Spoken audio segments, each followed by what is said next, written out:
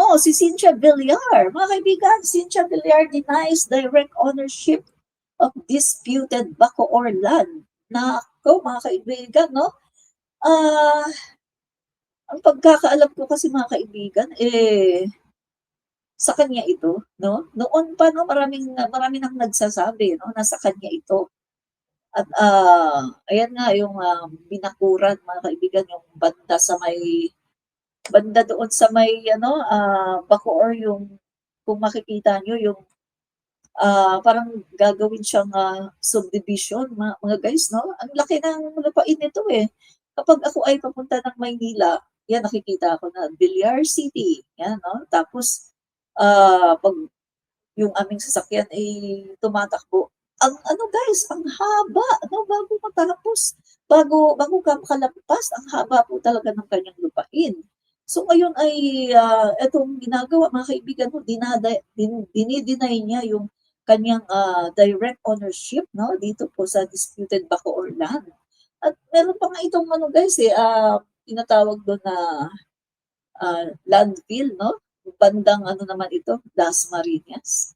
So, sa pagkakaalam ko po mga kaibigan, marami talagang lupain, no? Itong si Villar, no? Dito po sa Bacoor. Hindi lang po sila sa Las Piñas, pati po sa Bacoor at dito nga po sa Dasmariñas, Cavite, banda po sa amin ay meron din po yan silang lupain.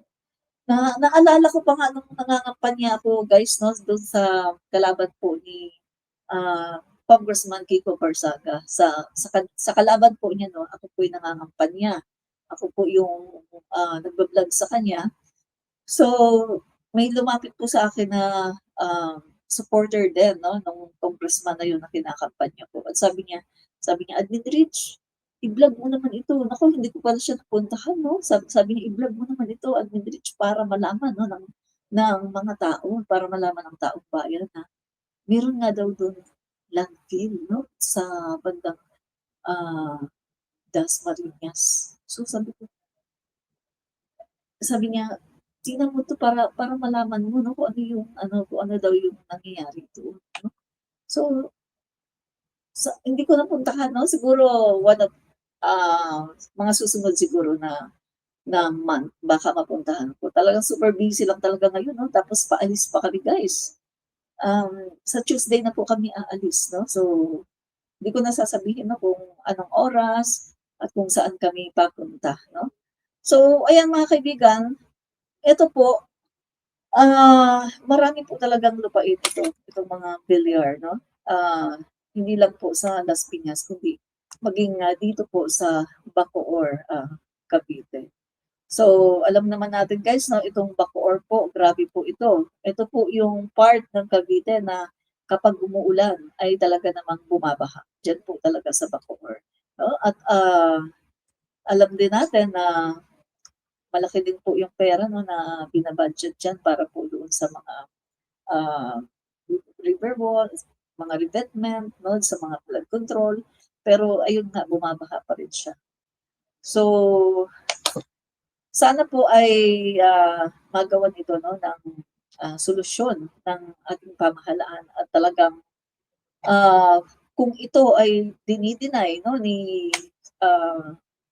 hindi na siya senador no, ni Cynthia Villar, yung direct ownership ay tingnan talaga kanino ba yan, o kung sakaling kung sakaling talagang ito ay hindi sa kanya, o kumbaga i-trace, no, kung kanino yan. At kung po pwede, mabawi din ng gobyerno, mga kaibigan, no? Para nang sa ganun ay maayos din po yan. Kasi dyan po talaga, mga guys, sa Bacoor ay madalas po talaga na bumaha, no? Konting ulan ay bumabaha po talaga dyan. So, ayan guys, no, yung ating paunang topic. Ano pong masasabi niyo guys dyan sa ating unang topic, no? Itong mga Villar, alam naman natin na sa panahon po ni dating Pangulong Duterte, diyan talaga sila. Diyan po talaga nag-boom yung kanilang negosyo, di ba? Speaking of negosyo, ay diyan din po talagang nag-boom, no? Yung kanilang mga, syempre, pangunahing negosyo nila, alam naman natin, no, yung mga subdivision. At yung mga naging reklamo nga noon, yung mga farm to market roads ng gobyerno na dapat sana ay para sa mga farmers ay farm to subdivision road. Yun po ang nangyari, no? Yung mga roads na yan ay kumokonekta po directly sa kanilang mga subdivision, no? So, parang ang ginawa po nila ay pinapakinabangan po, no? Yung legit na proyekto ng gobyerno na para sana sa ating mga farmers at sa ating mga kababayan na mga mahihirap na nangangailangan po talaga, no, ng farm to market roads ay nako-compromise po at nawawala po, no, yung kanilang pagbe-benefit dito sa mga farm to market roads na 'to dahil napupunta po sa farm to subdivision roads. Wala na ngang farm, subdivision na lang talaga, no? Papunta talaga sa subdivision, yung mga roads na yan, 'no? So, ayan na nga mga kaibigan, sana po ay magawan po ito ng solusyon, no, na yung ating mga lupain ay talagang mapunta na, no, sa mga kababayan natin na mas nangangailangan, 'di ba? Alam naman natin guys, no, na ay naku guys, 'pag nakapunta po kayo ng Bacoor, alam niyo ba, marami po diyan ay marami pong squatters, no, sa Bacoor. Sa totoo lang po, may nakikita po ako diyan, no, nung 'pag dumadaan po yung, 'pag nag-aangkas po ako, no, grabe, depressed area talaga guys, no. Yung bang bahay nila, parang square lang na ganito, pagkatapos yung bubong nila, tagpi-tagpi na merong tinagpian ng yero, tinagpian ng, ano bang tawag diyan, yung tarpaulin, tapos may mga karton-karton, yung masasabi mong very depressed talaga. Pagkatapos yung matagal na namumuno sa kanila sa Las Piñas, mga kaibigan, 'no? At, dito po sa Bacoor, 'no, ay magaganda naman yung mga bahay, 'di ba? Magaganda ang bahay, maraming mga, mga bahay sa iba-ibang lugar, may mga property sa iba-ibang lugar. Pagkatapos yung kanilang lugar ay maraming squatters, depressed, no? Sa totoo lang mga kaibigan, ang dami diyang squatter area, no? Depressed area talaga. So nakakalungkot isipin na yung iba nakatira sa mansyon, yung iba nakatira sa mamimili lang, "'Tong araw na 'to dito muna ako sa mansyon ko sa ano, sa mansyon ko sa Quezon City. Dito sa ibang araw dito ako sa mansyon ko sa Baguio. Sa susunod na araw dun ako sa kabila, dun ako sa resort," 'no? Pero meron tayong mga kababayan na talagang sa depressed area at talagang parang sa square lang, 'no? Square lang na na room nakatira pagkatapos tagpi-tagpi pa, pagkatapos walang walang toilet, 'no? So, nakakalungkot isipin, 'no? Kung tayo lang mga kaibigan ay maging senador, maging kongresista, guys, tapos ganyan ako kayaman, aba talaga naman, guys, magpapagawa talaga ako sa aking distrito, sa aking lugar ng matatayog, no, ng mga condominium, no? At talagang sasabihin kong, oh, ito, bigay ko na lang dito. Guys, kung marami ka namang kayamanan, di ba? Ano man lang yung makapagbigay ka sa ating mga kababayang mahihirap, gawa ka ng low-cost housing or hindi na lang housing yung detached, wag na lang yun kasi kulang na tayo sa lupain, ano. So yung mga condominium na lang tapos bigyan mo yan isa-isa. Di wala na tayong squatter, 'di ba? Hindi na magbabaha yung ating mga estero, hindi na magbabaha yung ating mga ano tawag diyan, ating mga ilog, hindi na magbabaha yung ating mga kanal kasi wala ng squatters. Kasi mga kaibigan, yung mga squatters, nagko-cause din talaga yan ng baha. Kasi alam naman natin, no? Oh, syempre mga kaibigan, ako napatira din po ako sa squatter, no? Kasi nag-migrate po kami from Mindanao. Syempre wala pa po kaming masyadong ano no'n, wala pa po kaming kumbaga pera, 'no? Wala pa kaming matitirhan na maayos kasi nag-migrate kami from Mindanao. So parang nakipagsapalaran lang. Kaya naman nakipagsapalaran dahil yung father ko, dinaya nga sa negosyo 'no ng kanyang partner na lawyer. So, to cut the story short mga kaibigan, nakipagsapalaran kami sa Manila at doon nga napatira kami sa squatter. So guys, kaya alam ko kung yung sinasabi ko na ang mga squatters din po 'no, ay nagko-cause din po talaga yan ng baha. Kasi siyempre wala kang sanitation, wala masyadong yung iba lalo na kapag medyo dugyot 'no, yung hindi masyadong nagke-care sa environment, tapon dun, tapon diyan. Tapos siyempre nagko-cause ng, pagka-clog ng mga kanal, estero, et cetera, et cetera. Yun din po talaga. Pero kapag wala na po tayong mga squatters, wala na pong mga informal settlers, aba mga kaibigan, malamang na, mapipigilan na rin po 'no, yung baha. Pagkatapos inaayos pa yung ating mga flood control projects, 'di ba? O tingnan niyo yung sa Japan, sa Japan 'di ba, ang ganda. Oh, yung mga country na, mga wala wala masyadong mga informal settler, o 'di ba hindi sila masyadong nagbabaha. So, guys 'no, sa totoo lang tayo dito. Kaya sana itong si Cynthia Villar at ang Villar family, napakarami niyo namang subdivision. Puwede bang ipamahagi niyo naman ng iba 'no, sa mga kababayan natin na walang bahay 'no? Kasi hindi niyo naman yan madadala, sa langit, 'no, kung sa langit kayo pupunta, 'di ba? Kaya mga kaibigan 'no, habang nandito kayo sa lupa, aba, i-take niyo yung opportunity para kayo ay makatulong sa inyong kapwa, 'di ba? Oh, yun lang mga kaibigan 'no. So, susunod po, tingin muna tayo ng komentaryo dito. Anong masasabi niyo sa ating first topic mga kaibigan? Yeah, okey.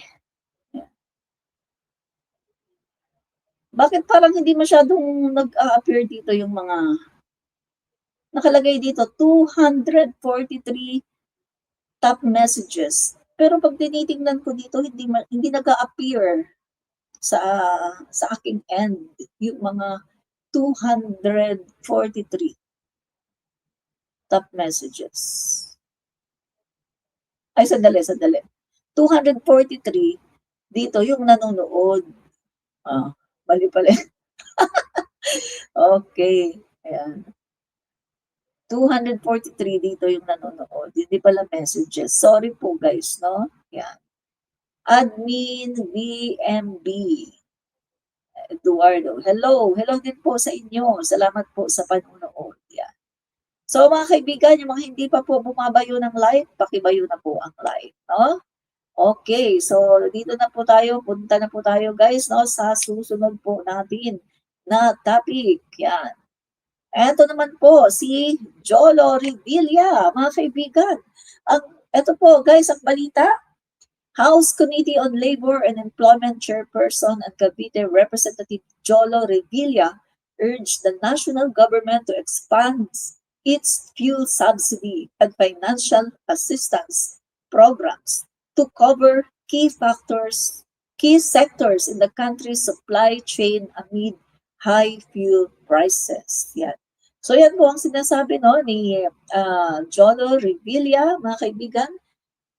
Nasa Committee on Labor and Employment po siya, no, mga kaibigan, chairperson. Si Cavite Representative Jolo Revilla, ang anak po ni Bong Revilla. So yan nga, kanya pong inihimok ang gobyerno, mga kaibigan, na i-expand pa po yung fuel subsidy at yung financial assistance program para po ma-cover din yung ibang mga sectors no sa ating bansa, no? Sa to cover key sectors in the country's supply chain amid high fuel prices. So mga kaibigan, ito po ginagawa nga po ng gobyerno, no, kino-cover po yung pagbibigay po ng ayuda sa ating mga drivers, sa ating mga kababayan na nangangailangan. Actually po narinig ko po sa balita, no,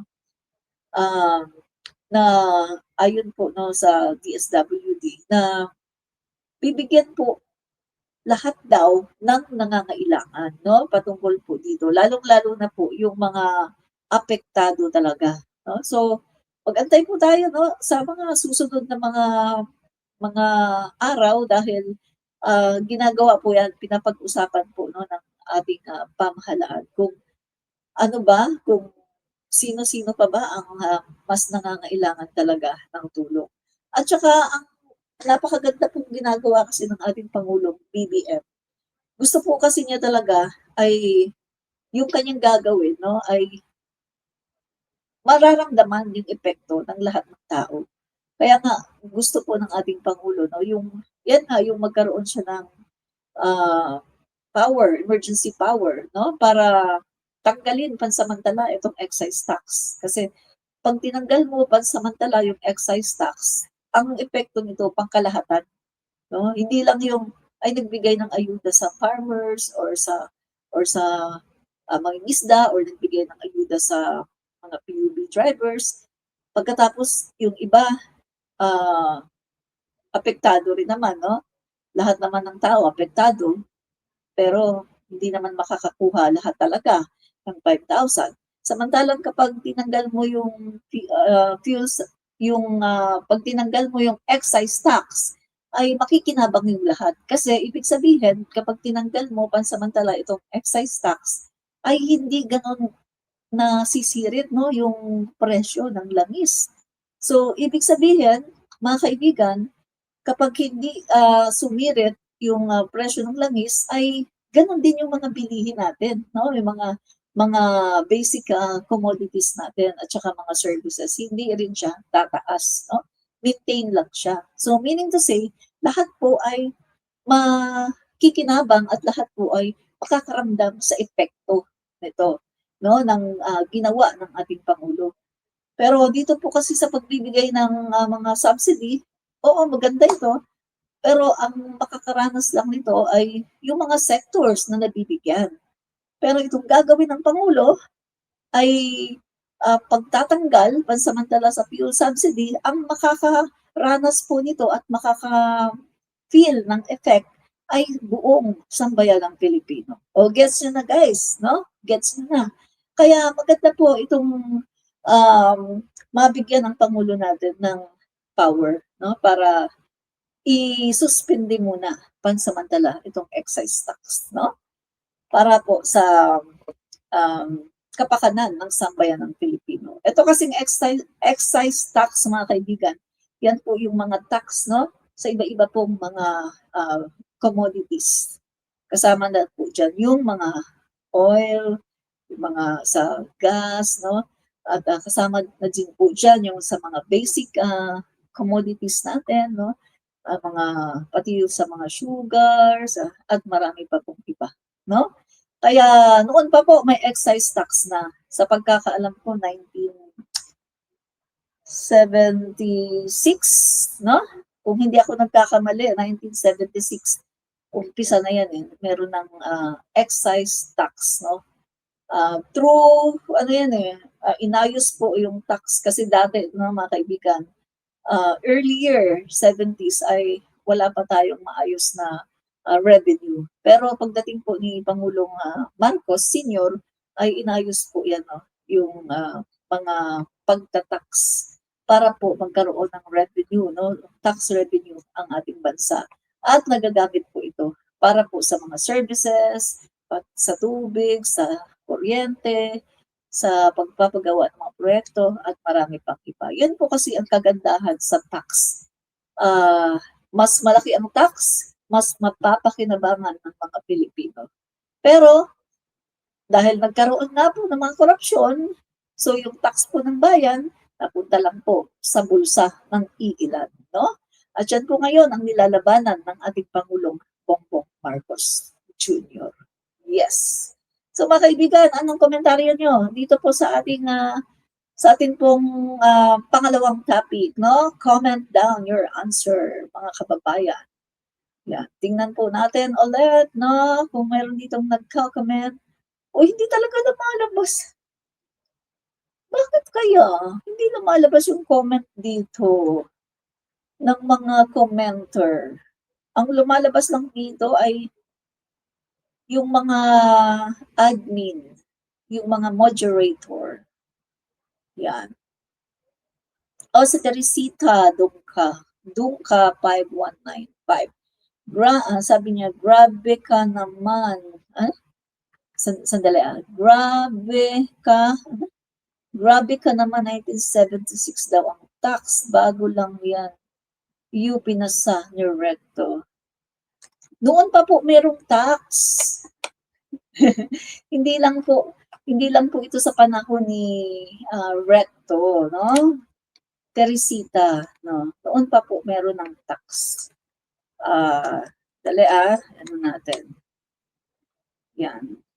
So sa kaalaman po ng ating mga kababayan, noon pa po may tax na po, no? Lumaki lang ang tax, mga kaibigan, no? Sa panahon po ito ni, yun nga, si Ralph Recto, nagkaroon po ng yung tinatawag na IVAT, no?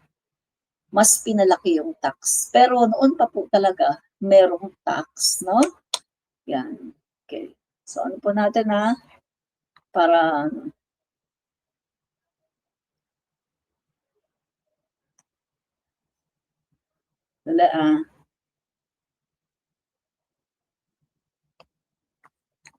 okay. Ano lang natin? Yan.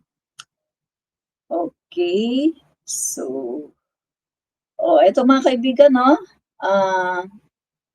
Noon pa po merong tax. Okay, ito ano yun lang natin yung history, no, ng tax, no? Atin lang, ano ba tawag dito? Pasadahan. Okay. Yan guys, sa Pilipinas, ang unang batas na nagsasama ng excise tax ay ang Act number 1189 o First Internal Revenue Law na ipinasa noong 1904. O kita nyo guys, 1904, as early as 1904 ay meron na po tayong tax. Diyan po sa Act number 1189 or First Internal Revenue Law na pinasa noong 1904. O kita nyo guys, 1904 pa yan, no? So, tapos mga kaibigan, talon tayo dito sa 2004, nagkaroon po ng Sin Tax Reform Law. Yan.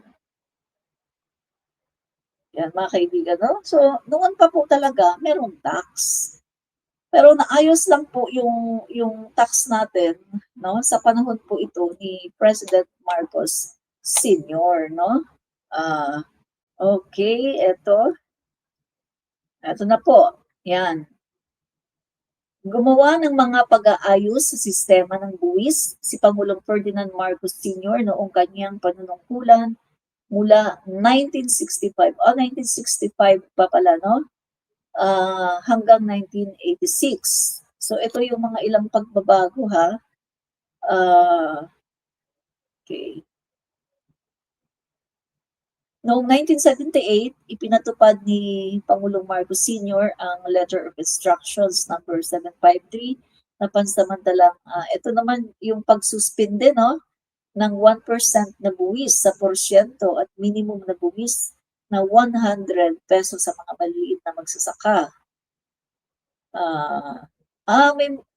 Eto mga kaibigan, no, kaugalian na pala yung pagsususpinde rin, no, ng mga taxes kapag may nararanasan tayo na mga, let's say, crisis, no? So, ang tax po mga kaibigan ay noon pa po ito. Pero sobrang lumago lang po talaga ito, lumaki sa panahon po ni Ralph Recto. Nagkaroon po tayo ng IVAT. Di ba meron na tayong VAT? Tapos nagkaroon pa ng IVAT, no? Yan po, mas lumaki, mas lumago yung ating tax. Yan. So, yan po mga kaibigan, tapos na tayo sa tax, no? So, ang tax po mga kaibigan ay noon pa po yan ginagawa, Tandaan niyo po yan. Even nga sa panahon ng Biblia, may tax na no? Yan. Okay.